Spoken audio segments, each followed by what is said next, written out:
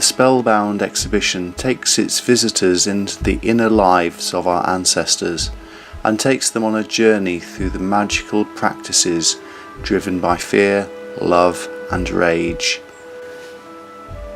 I came away from this exhibition with a sense of unease. I think it comes down to the fact that the whole notion of magical cannot be properly explained.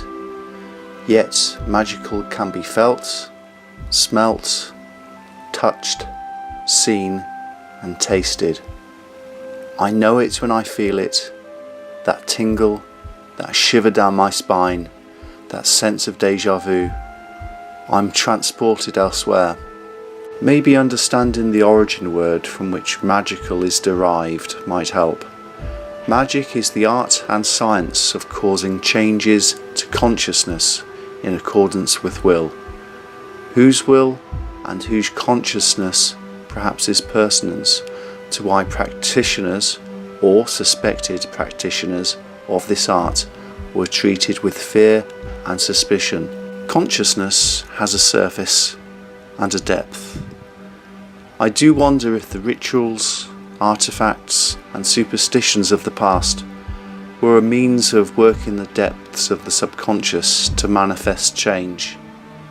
But are the mage of the past really different from today's psychologists, NLP practitioners, hypnotists, advertisers, politicians, bankers, teachers?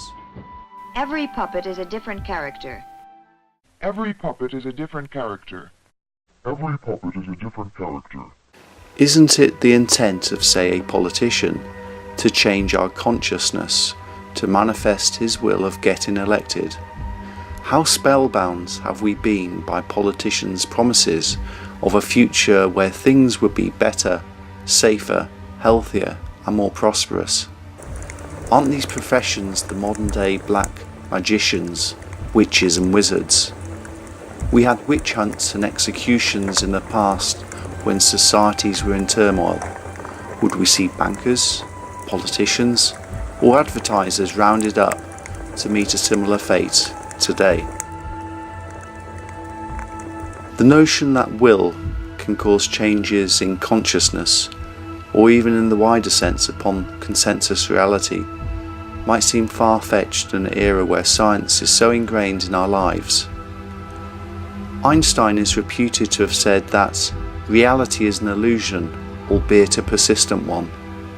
If reality really is an illusion, then whose illusion is it? Maybe we don't realise that we are already spellbound.